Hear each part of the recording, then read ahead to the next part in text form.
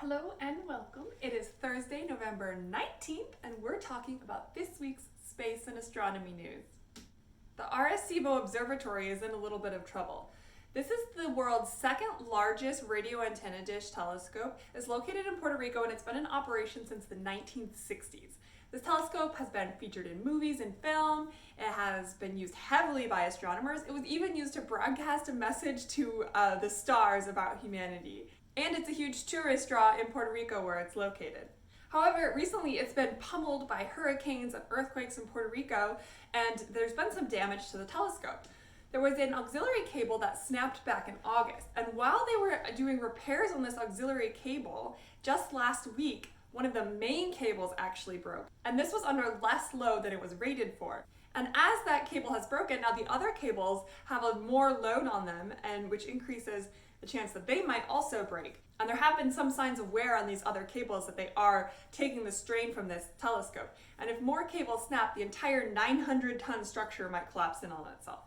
The National Science Foundation is currently discussing funding for potential repairs to keep the Aerospace Telescope going and keep the science coming. NASA released a Curiosity Rover selfie on November 12th. This image was composited of 59 pictures that were taken by the rover on October 25th, which was the 2,922nd Martian day since it started its mission.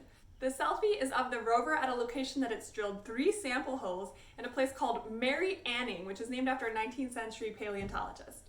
Because this camera is intended to help scientists zoom in on Martian soil, it can't take a very large picture, and that's why it had to take so many images that had to be composited together to create the selfie. You can check out this video for more details on how the Martian rover takes a selfie. The NASA SpaceX Crew 1 mission launched successfully on Saturday at 7:27 Eastern Time from Launch Pad 39 Alpha from the Kennedy Space Center in Florida.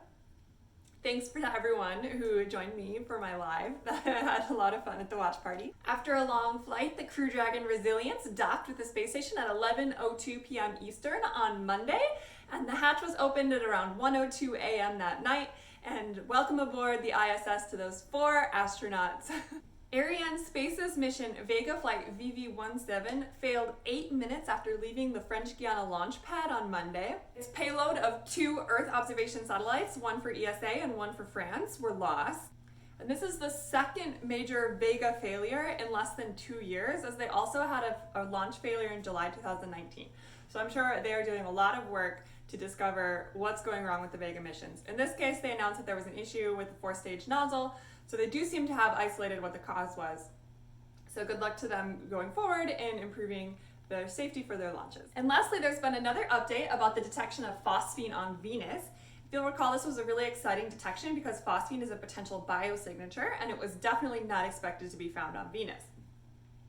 The authors of the original study had basically invited the scientific community to challenge the study, as you do during science, because this was a very unexpected result, and those kinds of results need especially rigorous testing. So some other groups had come out, and we talked about this in a previous video, some other groups had come out with some criticisms of the original study.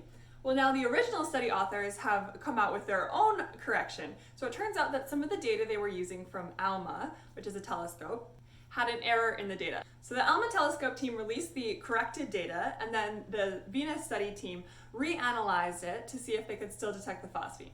What they found is that they did in fact still detect phosphine, but it was at a much lower level than the previous detection, about 7 times lower. And so now it's considered a tentative detection of phosphine in the atmosphere. There have been some other groups that found hints that there were maybe some phosphine or other phosphorus compounds in the atmosphere as well. So this is still a very interesting finding, and it warrants a lot more follow-up, and so hopefully we'll get more news in the months and years to come about this detection. Well, there you have it. That's some of the space and astronomy news for this week, and hopefully I'll see you again next week. Thanks for watching. Bye.